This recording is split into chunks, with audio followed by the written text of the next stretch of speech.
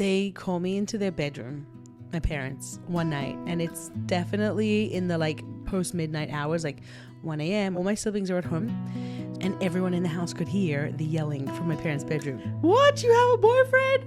Why did you tell us? Like, I don't remember all the. Hi, I'm Chaya. And I'm Moishe Dov.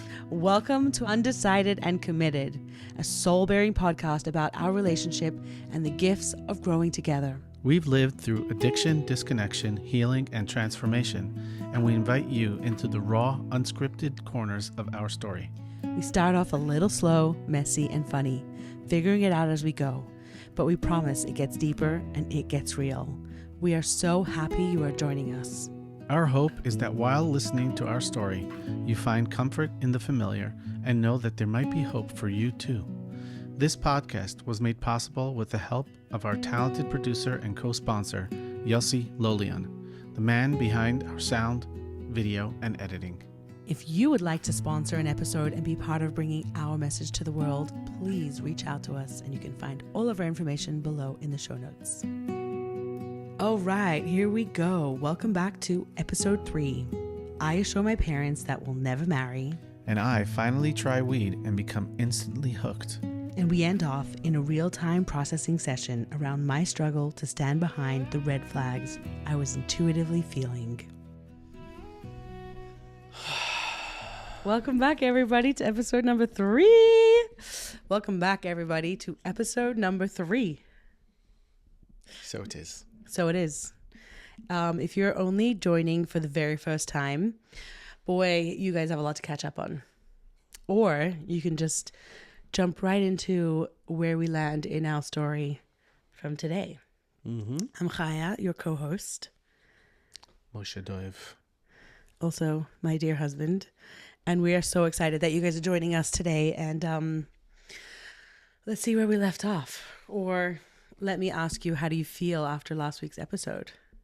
I think the first feeling is that I'm noticing is excitement to like go further. To go further in our relationship? To grow further in our relationship and to go further in our story so we can, just move forward in the story. It just feels good to cover a segment at a time. There's just something that feels accomplishing about that. You know? Excited and accomplished. Okay. So a real quick catch up. We ended off episode number 2 where we're leaving Israel, which is the country that we spent our first year together in our first year of dating as a boyfriend and girlfriend. And, And then we go our separate ways. And that's where we're holding. Officially. Meaning officially we said, I can't marry you. We can't be in each other's lives. You're moving to somewhere in the U.S. I don't even know if we knew at that point where we're going to, and I'm also going somewhere. Correct. I guess I'll share a little bit, and then you can take over. And then I'll cut you off when I have a problem with what you're saying. Okay. So Chaya goes and joins her friend, one of her best friends, to do shlichus in North Carolina, Duke University. Jewish outreach work. So you went to North Carolina, and I went to a yeshiva upstate New York, where my position there was a dorm counselor. I learned with small groups of guys. So call it a share. Like a learning teacher. Yeah, like a learning teacher. I also started smicha, which is rabbinical certification. Yeah. And I was there with a bunch of friends, and a significant moment was actually during the summer. So we said goodbye around June. Late June. Yeah, so we said our goodbyes. I started growing my beard then. Interesting. Yeah, because I only knew you with a very short beard, like a trimmed beard. Yeah. And then after that summer, I was like, when I saw a picture of you or when I saw you at some point, I'm like, oh, this is like a whole new person I need to embrace. This is a whole new thing. And I knew from like a Jewish spiritual holy perspective that I had to like kind of keep my mouth shut and like, oh, I really don't like this. Like I have to support, like, wow, that's such a beautiful thing. You like what you're doing. It's a holy, I don't know if I said anything. Maybe I did passively, but like I liked you the way I knew you was with a very trimmed beard. Right. Guys, if only we'll show you guys a picture. This is like a whole different guy. You're a whole different person. Actually you are. Okay. Okay, fine. Yeah. So I Started growing your beard. Why'd you start growing your beard? I actually have no idea. I think Is it it was just time. I mean, it's something that I always like. It's a value that I held. You knew you would do it one day? I think so. Not Damn it. consciously. Why I did don't you think- ask me? Why didn't I ask you? Yeah. Well, we had broken up. You think if we would have stayed together and you would have asked me and I would have said, I like it the way you are, you think that you would have... Interesting. Probably would not listen to you. Yeah, it's one of those things. Right. Yeah, I think it's one of those. There are a few things where it's like, no, this is me. What if? And I kind of think I know the answer already, but imagine I said to you, I'll marry you if you don't grow your beard out. That's funny. I don't know what I would have done, but if you Then. ask me now, Obviously, I know now. I wouldn't have gone ahead. I would have. What if? I'm being honest based on where I am now. Yeah. I know. What if I said, I'm going to divorce you unless you cut off your beard or trim it down? Well, it's such a weird thing to say. Yeah. Okay. Let's end it there. Like, let's not like explore. I'm not even going there. Like, what's the point? So I go. That would just be cruel. I go to Chabad Cincinnati summer camp, co-counselors with Nadiv. That was a very special summer. That was fun with a bunch of friends. Mm-hmm. We are not in contact throughout that summer. Mm-hmm. We were officially broken up. So like, okay, the thing you do to not like, at least what I remember being suggested is like, if you're not broken up, don't communicate. If you communicate, it just gets complicating. You mean if you're not a thing, if you're not dating? Yeah, there's no such, like in my mind, There's no friendship. like once there's a relationship, there's a relationship. That's it. Like, yeah. Do you know what happened to me that summer? When I came home to see my parents and regroup in Australia in that summertime. Yes, when they found out. That's when I found out.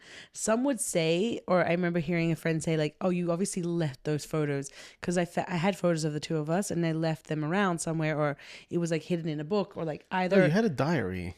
I had a of diary. sorts. Yeah, but with the diary pictures in didn't it. have much detail. It was more like I don't know what the diary had. I wasn't a big writer at the time, but there were pictures, and it could have fallen out of my book or was under my bed, and either like someone cleaning and then they found it, or like I kind of on purpose left it for them to find.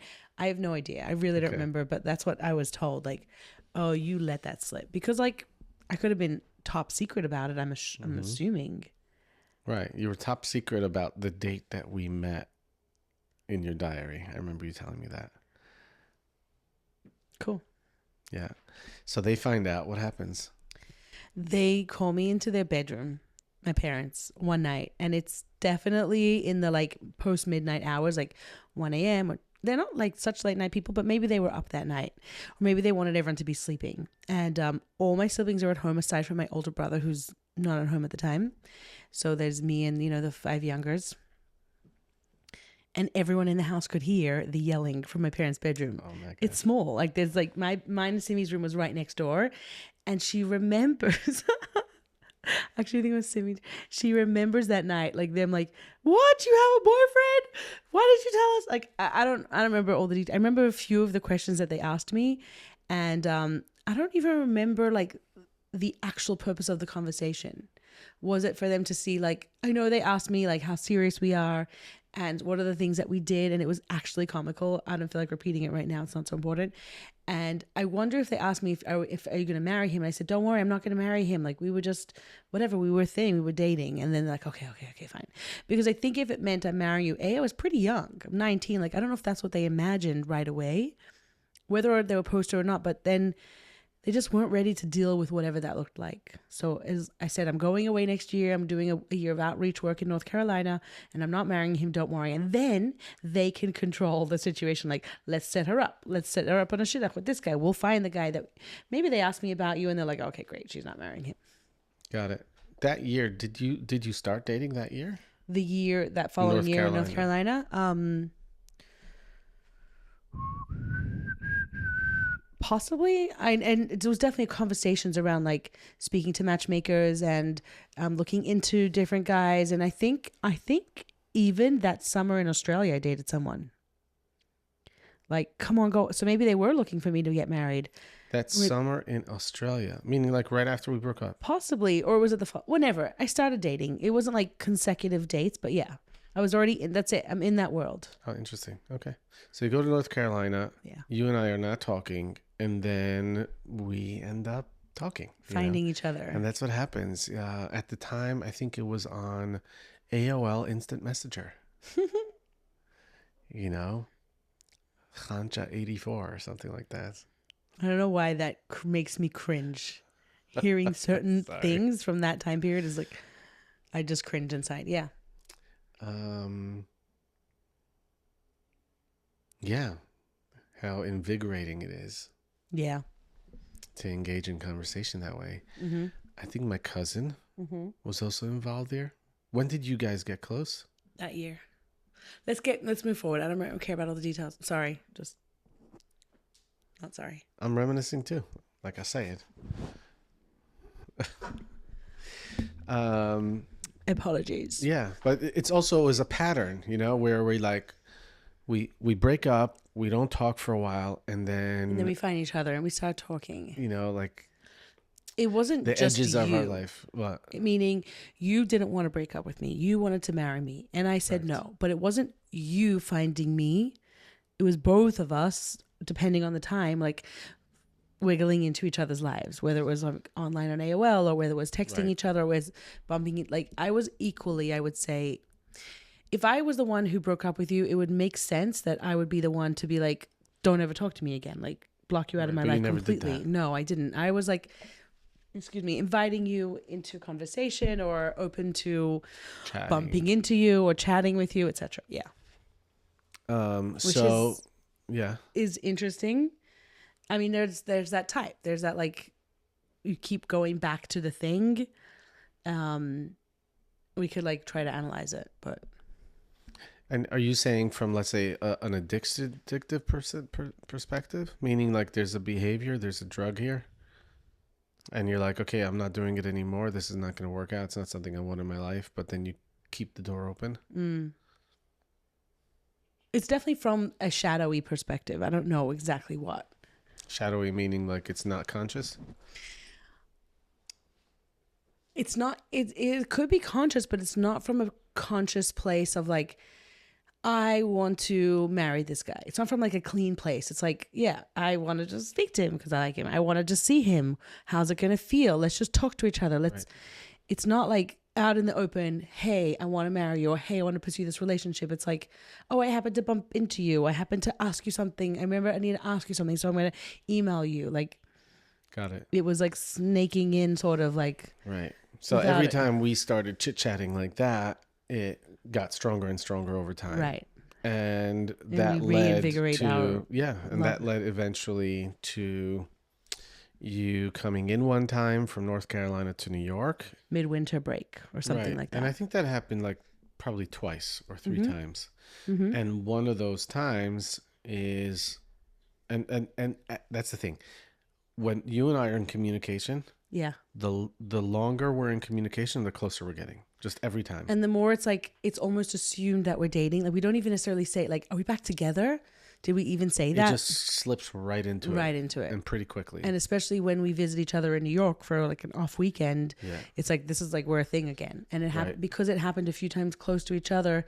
It was like the chunk in the middle of the year. Like we were pretty serious in some ways with each other. Yeah. So I think also we have our friends around us and we're open about it with our friends. So as soon as they see that we're hanging out with each other, like, oh, it's on. It's like, it's a thing. Right. So that last time, what was going on for you and what led up to the second breakup? Good question. Well, for sure, what was going on for me was the talk around me and my friends around me of like dating. So we're all the same age, a couple of people, some people are older, and it's like matchmakers, shidduch dating, like who you being set up with, who you going on a date with. Like this is what was happening in my world, and it's very much what's the done thing. And my parents were also on it. They're like, oh, did you hear about this one? They're doing their research and work around it, and even, you know, the people that I worked for, they're like, we talk about it, shidduch dating and the kind of guy you're going to marry. And yeah, so the pressure of that, I didn't tell my parents that we were back in communication. I didn't tell my parents that anything. It was just like, there's this person, you're in my life in a big way. You're a huge force in my life. And yet the outside or like the official part of me is not dating you. Like my parents are looking into guys. We're talking about the type of people I'm going to marry. I don't know. It's like two different worlds. This is almost a secret world with you and my close friends, and then the rest of the world, like the people I work for and my parents and what I'm like kind of showing to the world who I am. Mm-hmm. And that's what I thought I wanted. Like I want to be set up with the guy that I'm going to be marrying, and I was like hoping and praying for that. Like this, you were like somewhere my heart was, but like I had to like keep closing my heart and saying, no, this is not who I'm marrying. I need to find the guy. And I'm like, where is he? Who is he? Right. So I also started smoking weed in the beginning of that year. So did that have anything to do with that part? Like, how are you experiencing that? I think there's two parts of you and our relationship. The part of you and our relationship that's like, I put blinders up to everything that's actually happening. And I'm just like sucked in and enjoying and in love. Just like, yeah, it's like we close the doors and we go away into a fantasy land, so to say. Mm-hmm. And then when when the lights go on and I'm in the real world, like who are you marrying? Getting set up on dates, like what am I doing next year? What's like any real life question, then the noise about who you really are or what I know about you is like starting to like get in my head and in my stomach. Like I feel I'm afraid and I'm nauseous and I'm scared. I'm like, you're smoking weed every day.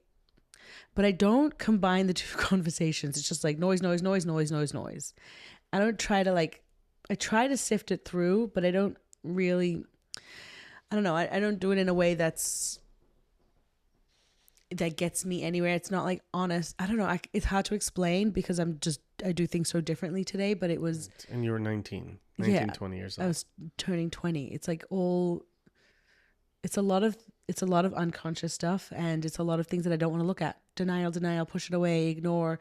Sometimes I'm looking at it, sometimes I'm not. If I'm with you, I'm not thinking about it. If I'm not with you, I'm worrying about it. If I'm talking to my parents, I'm pretending that I don't date you. Like it's so much mess. Mm. Right. I had a very different experience. Tell me about your experience. No, I'm saying like I wasn't sharing anything with my parents at that time. And you know, I had that job that I was keeping up somewhat, you know, being a dorm counselor, being a role model. But you weren't worried about telling your parents. It wasn't like a weight on your shoulders, really. Interestingly, I don't know. Right. It wasn't part of your... Yeah. From a spiritual perspective, it wasn't the right thing for us to like, you know, not keep short on gear or something like that. Mm-hmm. Like it was clear that that's like, okay, I'm not doing the right thing, but you're the one for me. Right. Right. And it's the right thing. So as soon as we get back together, you're ready to go full force. Like this is the direction we're going in because you know it's taking us towards marriage. And you believe so strongly that I'm the one that you're marrying. I'm your person. Yeah. So from the first day I smoked weed, I ended up becoming a daily smoker. I don't know why. Like we had this conversation about smoking weed because I didn't translate you as an addict. especially not with alcohol. I didn't know. We drank a lot. Everyone drank a lot. Yeah, me neither. So when you said, why did you ask me? Like, you're like, I'm going to smoke weed, but like, I want your permission. I didn't Because even know we had a pact at a certain point. Because Mm-hmm. so when I was 15, I left for yeshiva. I left town. I went to Venice, Italy. That's a whole story in its own. Mm-hmm. But my best friend, when I came back, had started smoking weed, Mm-hmm. and that was a very significant thing. Mm-hmm. Why? Because it was stepping into a new Territory. space, a new territory. You know, by the time I was 16, I already spent at least a year hanging around people that were smoking weed around me, and it was just like, that's just not a thing that I do. I drink and I enjoy it, and it's great. But like, that was like a Watch bad movies. thing. It was taboo. It was definitely a No, different. it was a thing that I'm not. That's just not me. I'm me, and that are just not. Right. Why? We don't have any relationship whatsoever. But why? What did you think? Like, you're better than that? You can handle not needing it? You have No, alcohol there was just no instead? relationship. I didn't Okay. have a relationship Right. whatsoever. There was a certain point in time. Okay, in the beginning, there was a certain point in time where I was accused of it. Like, there was word on the street is that I'm smoking weed, and I was pridefully angry about that. Like, I'm so proud that I'm not, and I've never done and it, I have and the right to be angry at you, you piece of crap, because this is not something I do. You're lying. And yeah, going away from yeshiva for yeshiva, and I started like really getting introduced to Hasidus and things, and I was like really like getting more serious. And I come back and I find out that, you know, two of the people like closest to me when I left started smoking weed together. Was that shattering? That was very. So on one hand, so I had a relationship with one person, I had a relationship with the second person. The fact that they got to know each other really well and became very close, and they started smoking weed, I felt betrayed. Yeah, I felt betrayed. Like, you go away Like, to yeshiva my and relationships were hijacked. And by weed. And they were hijacked, and I'm no longer part of it. There's something going on here that I'm not a part of. Right, and you can't be a part of that if that's what they're doing. Like, Correct. And this doesn't work. And it just further established my commitment that this is not something I'm going to have a relationship with. Just thinking about our own son who may be going away next year, or he's going to high school, wherever he goes, just imagining him in your situation. Yeah. Or just like what it's like to be at that age. It's like, Yeah, every time I've gone somewhere and come back, like, people change, things change. right. Yeah. So because weed Compassion. was something I'm just not going to do. Yeah. You and I had a conversation about it at some point, and we agreed that if we ever would, we would do it together. Right. So by 18, 19, 20, plenty of people around us were smoking weed. A lot of our friends. It was just like pretty common. Right. Yeah. So, but we had both not tried it yet. Oh, till 19. Till 19, sorry, is when 18, 19. And I wasn't really planning on it, but you came to me one day and you're like, what'd you say? What happened? Do you remember? Yeah. I was in not a road trip, but we were in a long ride. You called me. I was in North Carolina at this point, but we were at the point of it. We were together in our relationship. Yeah, were we together? Yeah, you wouldn't have called me and asked my permission. No, we weren't together. And no, it was like one of those reasons and excuses to contact you. We were not together. Yeah. Okay, so you call me. Yeah. So we break up. I go to Cincinnati for Now the you're summer. going back. Can we go back to where we're up to? Yeah, This is where we're up to? Okay. I go for the summer to Cincinnati. After the summer, that's when it happened. So we only not together for like 2 months. By the way, just the thought came to me. If you watched episode 1, you guys know what we're talking about. You need to have the sign trigger behind you, and I need to have the sign behind me, like patience. Okay, let's be patient. let him finish what he's saying. Like, the slower I am, the more your thing starts. The more my sign's like patience, and yours is like triggered. Okay, got it. Okay. So I call you up and I say, I'm asking you basically for permission to break our pact. And you give me permission. Ugh, why did I do that? Because you're human. And anybody would do that. Like, why not? Of course. Not like necessarily. We didn't officially have, you didn't have Officially permission. or not. Okay, officially or not dating. Someone else may have said, no, I really don't. Like, I could have tried to convince you out of it. I know, but you don't have the right. This is my judgment. You ready? This is my projection. Yeah. You don't have the right to care. Oh, that's you think I'm thinking.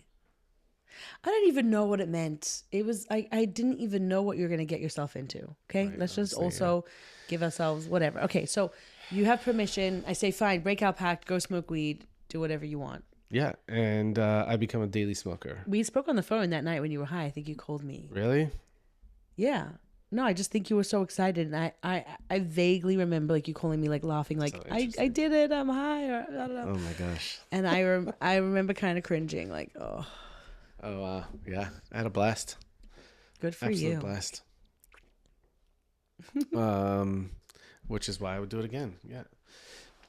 So we don't talk for a while, and then So now you're a daily pot smoker. I became a daily pot smoker. Yeah. And Do you call it weed or pot? I don't know. Whatever. Okay, cool. So you go upstate, you're in yeshiva for the age of 19, 20. I'm in North Carolina. You're a daily pot smoker. We get back together in the middle of the year, and then I do a big breakup with you. Yeah. After a couple months, because my mind is going back, forth, back, forth, back, forth. Yeah. And you asked me earlier the question of like, what was going on for you? So the point of when I broke up with you after spending a weekend together in New York, I'm like, it was too much for my system to handle. And I am seeing too much of you that conflict. Yeah, too much conflict. And I'm seeing too much in your world, whether it's like the pot smoking probably was like another red flag, another reason, another big like smack in my face of like, I cannot marry this person. So I broke up with you. That time you actually dragged it out of me because we were spending the night together or the day together, and you were seeing how like something's up. I'm feeling odd. I'm acting off. Yeah. And you're like, do you want to tell me something, or do you want to break up with me? Are you breaking up with me? And then I'm like, yeah. Like I didn't have the confidence or the actual clarity that I wanted to, but I was acting as if I wanted to. Right? Is that correct? Yeah. Yeah. What's going on for you? I'm contrasting that to you getting pushed into the relationship. By who, when, and then who, needing how? to be pulled out of it also. Oh, that's it. That, in my mind, I'm seeing the contrast of the two. So again, episode 1, we talk about that experience where I get pushed into the relationship. Yeah. And here, when you see me needing to break up with you, you push me out of it because you see that. Yeah. Or you drag it out of me. Yeah. Yeah. It's a theme. Yeah. I don't know. I was just looking at it. Okay. And that was a crazy night. Because we stayed hanging out. Because I said, fine, yeah, you're right. I want to break up with you. But you're at the apartment where I'm staying with my friends, and we're all hanging out, and everyone's smoking weed, and we just like have a blast. Yeah. But you were depressed once I tell you. Oh my gosh, I was absolutely broken. And I was excited. I was happy at that point. I'm like, wow, weight off my shoulders. So that's why I was like dancing around and like just being silly. And I feel like I took the weight off my shoulders and you took it onto your shoulders. Oh my gosh. Right? That's so wild. When I think about all the different moments of like I've never been as broken as I was that day. The next day, the next couple of days. You went back upstate and I go back to North Carolina. No, that night, I don't know what happened that night. I mean, I ended up, I guess, going home, going to my parents, going to sleep. The next day I went to hang out with my brothers and I shared it with them. Oh. And they were hanging out so that they can comfort me. What do you mean they were hanging out so they could comfort you? No, meaning like, hey, brothers, I have something I need to talk about. I'm suffering. And they're like, come hang out with us. We'll be together, you know? Where can you tell me where they were? What you guys were doing? Yeah, this was at my brother's apartment in the city. Okay. In the financial district. And so 2 of your older brothers. Yeah, 2 of my older brothers. And that was dark. I was so broken. And I'm sure they offered me words of comfort and things like that, but like I was just pour me another Oh, bug. you were pour me. Pour me, yeah. I thought you were saying pour me alcohol. Both. Pour me alcohol. Pour me. I'm screwed. Yeah. Or I'm It so wasn't devastated. alcohol. It was just mainly just weed and just like consume, Oh. and What it was didn't there? take the pain away. Really? It didn't take the pain away. No, it's Ugh. like.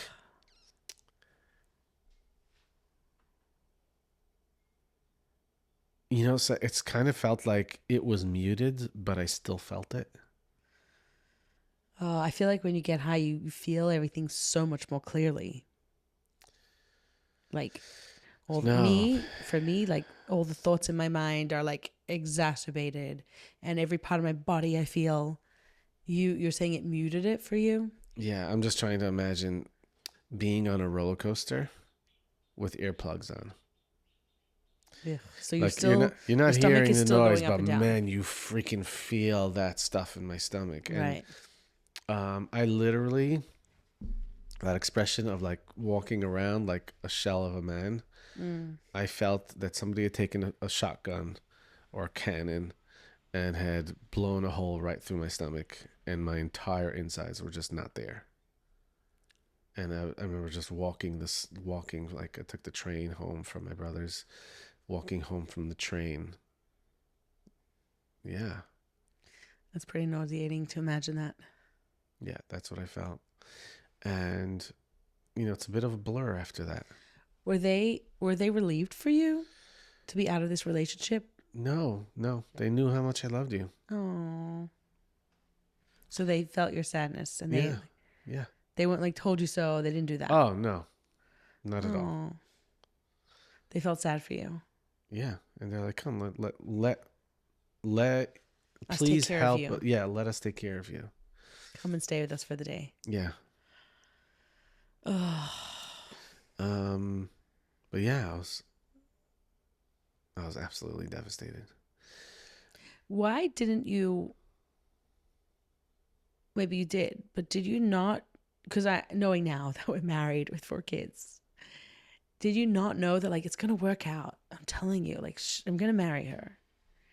Why? Because you believed with your whole heart. So why couldn't you hold on to that? I did Couldn't hold. you? First of all, I did kind of hold on to that. Yeah. But What, I honor you. Like I need a Oh. companion that wants me. I need a companion that is on this road with me.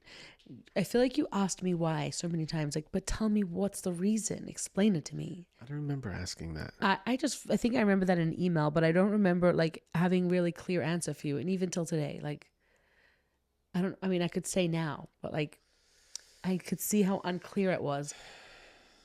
Because you're not the one for me, because I don't know, because there's too many red flags, because I feel something's wrong. I feel like it's off. Like, I wasn't like, I don't want to marry you. I know I'm not going to marry you. You're absolutely not the one for me. So like, leave me alone. Walk away from my life. I think the only thing you ever gave me that I recall right now was like, what if? What do you mean, what if? What if I gave you the what if hope? No. What if like I don't feel like I can stay with you because I am afraid that in a couple of years I'm not going to want to stay with you. Ooh, you remember that? Yeah, there was that. That makes sense. Because like, what if you become this person that I imagine you are? Or like, what if something bad happened? Meaning, yeah, I didn't see enough of a hope in who you were and like, what's your job? What's your future? Where's your values? What's your health? Like, I was just like, what if you get worse? Sort of. Does that make sense? I have no idea. Yeah. What if you change your mind? About what? Or you, meaning I'm not the person you want to continue being married to. Oh yeah. Like right now I might love you, but like, right. Yeah, that all makes sense. Because I wasn't set and certain that I wanted to be with you for the rest of my life. Correct. So how could I marry you if I didn't know that? Correct. Yeah. I wish I could do it again today. I mean, I don't want to go through that again. I really don't. But like, it just, I guess I should tell this to myself when I don't have clarity in decisions that are tough. But like looking back, I'm like, I don't know. I don't know where I was going with it, but I feel like I'm going to get too lost. So I'm laughing because I keep on trying. I'm like a little kid getting all excited about sharing what I said after. okay, share this story. It's a good one. It's a good one. No, I'm saying if you just play back, you'll notice it. Like, and you like continue talking. I'm like, Oh. I'm like literally not listening to what you're saying. Thanks for not listening. Tell them the story of our last day together. Right. So yeah. So we break up, and I ask you, can I have one favor? Wait. So just to clarify, actually, it doesn't matter. The details don't matter. I'm not going to be that person. Anticlimax. Well, every time I try saying because you said this, what's going to happen, but you went and hung out with your brothers. That was after we spent the day together. Yes. Okay. I just realized that. Okay. So we break up, and you said you asked one favor from me. Yes. So to be honest, I have no interest in sharing it anymore. Like, this is my story, right? Yeah. I lost the You lost the excitement. enthusiasm. But anyway. you know what? You've come so far, and you've worked through that sort of reactive, I don't want to do this anymore just because you drove me crazy, and you I do don't. it. I'm being honest. But you do it anyways. Yeah, I'm going to do it anyway. Our relationship is over, and I ask you for one favor, and that is to spend one more day with you. And, just give me one more day. Just give me one more day. And you said, yeah. And that was a very gut-wrenching, heartbreaking day. We spent so much full love. day together playing the same song over and over and over again on repeat. And we sat there like, I don't know, reminiscing about our story, our life, our futures, our non-futures. Bob Dylan? Bob Marley. Yeah, that song's going to be with us forever. Yeah. Don't worry about a thing. Yeah, so another period of time where like I continue focusing on my learning, you're focusing on your Wait, but you go back work. to after that breakup and you were a shell of a man, like that stayed with you. That feeling. It didn't just like, okay, now I'm going to go back to learning and I feel fine. Like I needed one day to mourn and cry and grieve, and now I'm like, I'm happy again. That actually may have led me into like because there was a period where I like went super religious. Mm-hmm. I think I stopped smoking weed. I tried to, at least. Yeah, I did. I stopped smoking weed. I start doing all the stuff like in Chabad Chitas. I start learning Rambam. Like these are things that I've never done before. By the way, you learning Chitas and Rambam today is triggering for me. I wish I was doing Rambam. Whatever you're doing. Sometimes like when you're sitting on the couch learning, I'm like, no, when you get super religious, it's a bad sign. It was a bad sign. It was a sign of like avoiding your pain. So like get into something that's, I mean, it was a healthy outlet. It wasn't smoking pot. Why are you like blankly looking at me? Like I'm waiting for you to finish talking. That's it. Just looking at you. It's a little bit triggering. It's like the addict. That. What? I don't believe that. You don't believe that? I think I'm over it now. I think you're over it. But it's now that you're reminding, you're remembering when it used to be triggering. It is a little bit annoying though. It used to be annoying when I did it while we're driving and we're supposed to be talking. It's still a little bit annoying when that's the priority over bedtime, when you're sitting on the couch. Totally. That I get that. Like praying or davening or learning or like, no, do put the kids to bed with me or like play with them, be available parent, and then go do your Jewish things. Yeah. It's true. It's triggering. Give us a comment about whether you have that same thing with your husband. I'm sure. Sure there is. I wish I had that problem with you. Like if you were if I had what? to put the kids to bed and you're like, sorry, I forgot to daven mincha. You don't wish you had that problem. Are you kidding me? Mincha, daven mincha? Are you kidding me? Okay, no. What if I said I want to go to a Torah learning class at my friend's house? And it's me. Not as attractive. Why? Because you know I'm not really learning. You don't think I'm learning Torah? Or you think I'm just socializing? In the past, I would have been psyched. But now it's something you already do. You do it in the morning. You do it multiple times a week. Right. So you're saying if I were to daven at nighttime and pull out a sitter. Yeah. Who davens Ma'ariv like? People do it. Okay, whatever. We're really just having fun here. Let's get back. So I get super. I absolutely get escape super into into religious religion, and I practices. become very isolated. So you're not. It's very extreme. I isolate myself not just from you and from the pain. It was also from my friends as well. And your job. I'm just like in a book. I'm just in a book, and I'm just doing the thing. Boom, boom, boom, boom, boom. What do you mean your friends? Your friends that you were living with upstate? Yeah, like even your them. coworkers Yeah. and the students.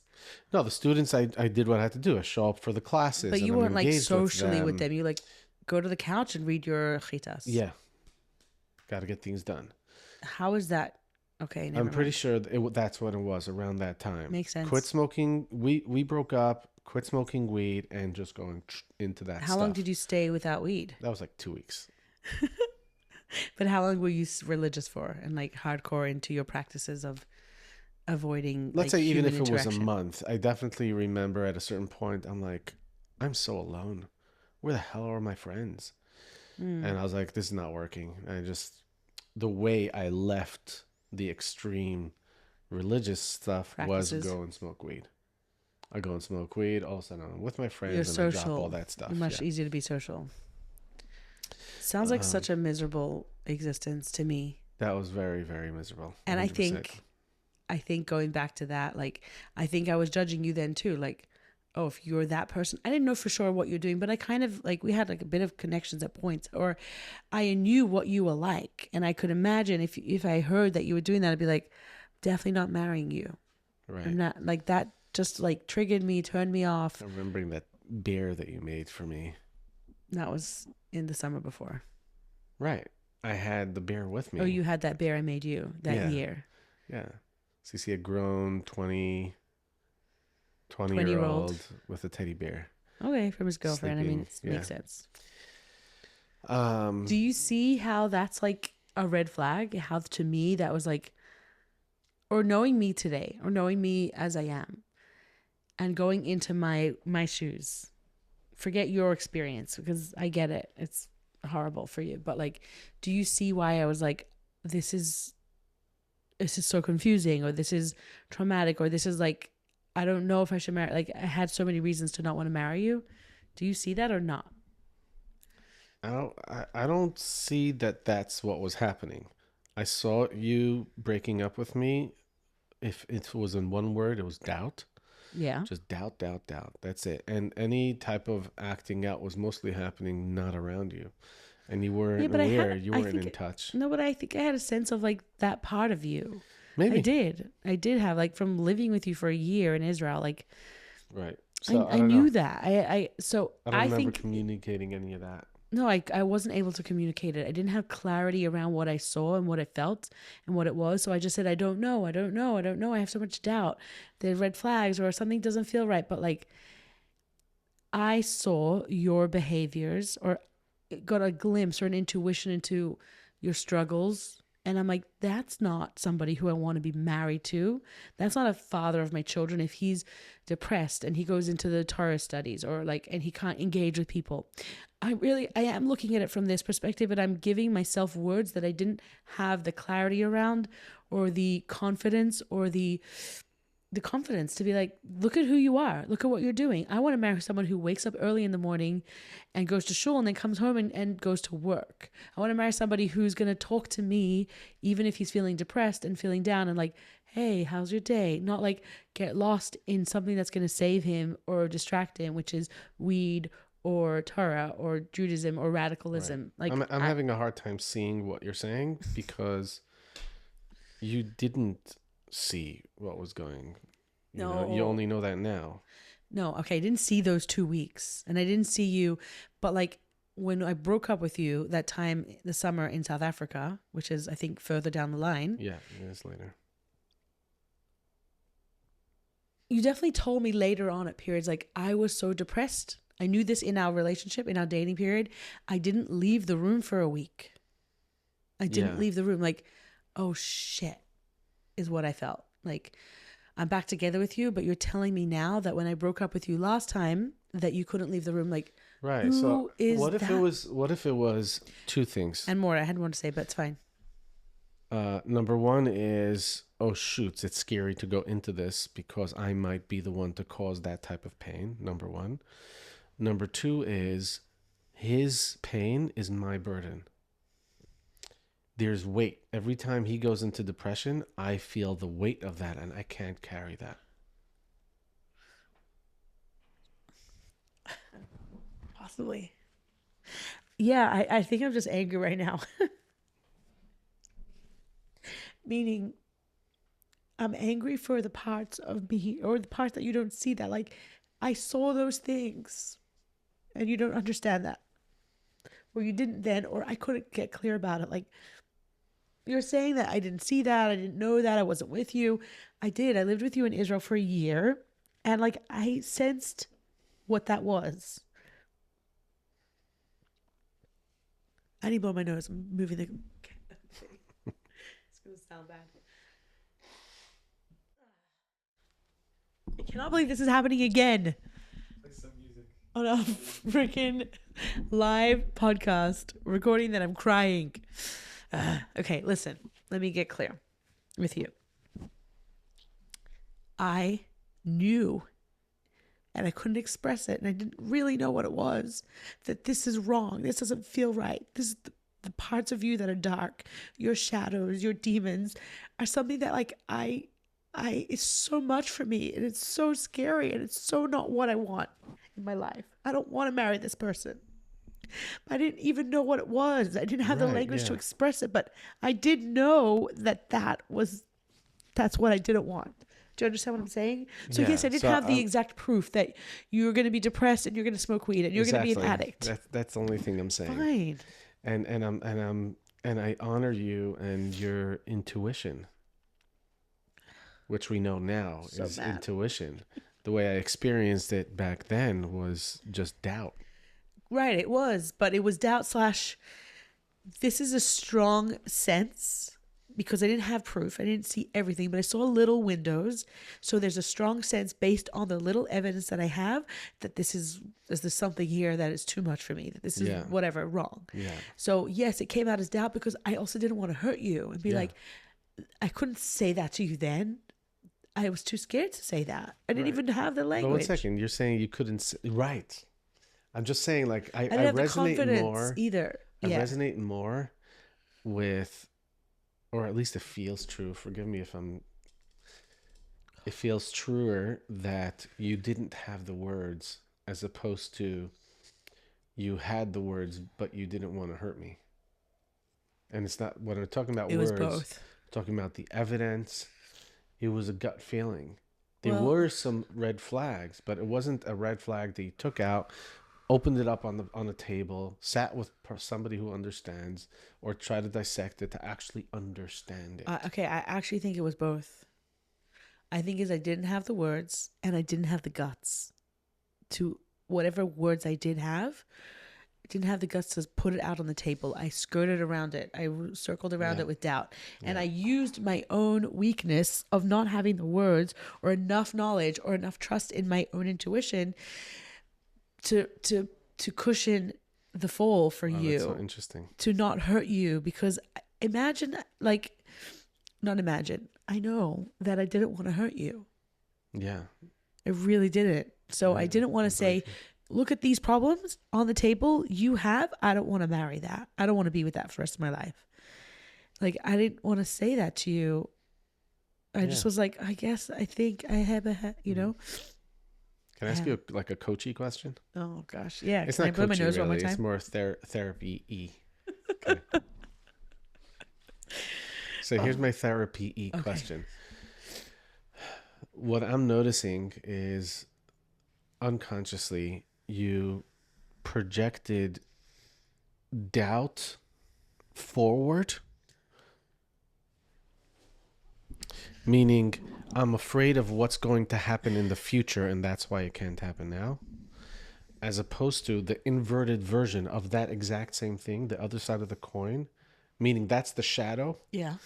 What's on the other side of that is I trust myself now.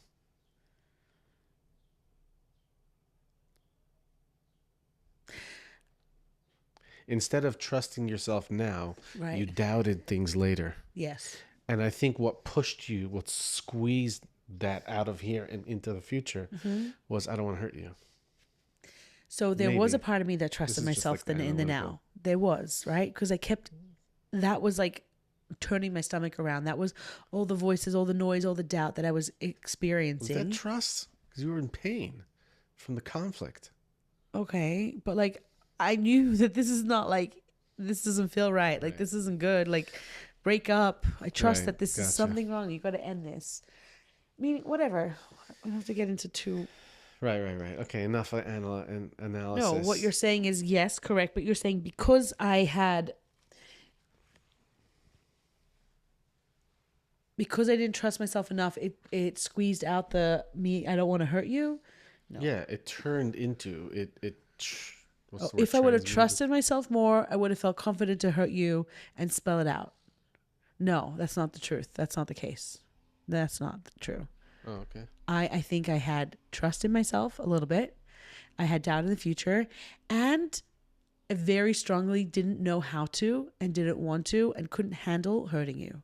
It wasn't in my like, this is it. You got to be hurt sometimes. Like that didn't exist for me. That I wasn't that type of person. I'm not hurting my friend, my boyfriend, my person I care about. Like I don't do that.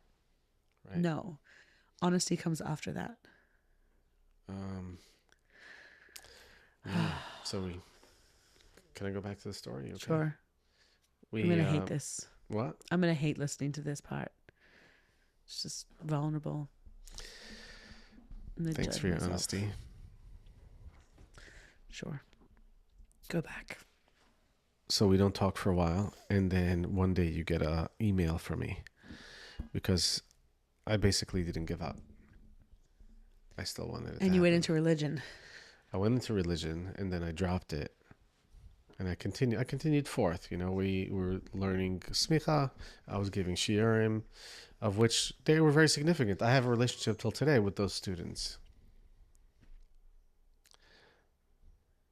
Yeah, so we don't talk for a while, and I end up contacting you on an email because I had not given up, or maybe I had given up, but You're trying it something. just arose again.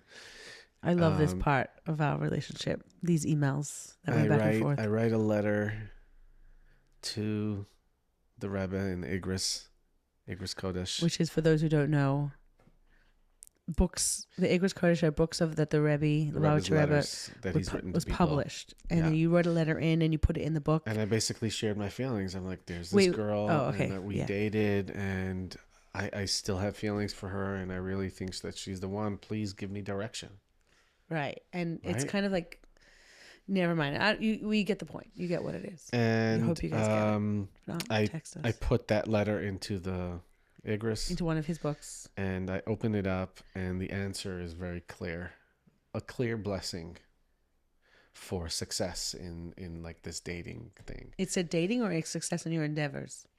Whatever. First of all, there was this one line that came up in like almost every letter that I had written in that era, and that was and you did a few. Ein lecha davar ha'omed lifnei haratzon, which Can you means say there that is slower no and clearer? Sorry. Ein lecha davar ha'omed lifnei or bifnei haratzon. There is no thing that can stand in Nothing the way that of one's stands will. in the way of your will. And so with that blessing and that clarity, and with the guidance of my mashpia, my mentor, my spiritual mentor at the time, he's like, okay, give it a shot. And that's when I send you an email. Triggered. I sent you an email saying, I know that, you know, this didn't work out in the past. Are you willing to give it another shot? And I wrote a letter into the Rebbe, and I got this answer.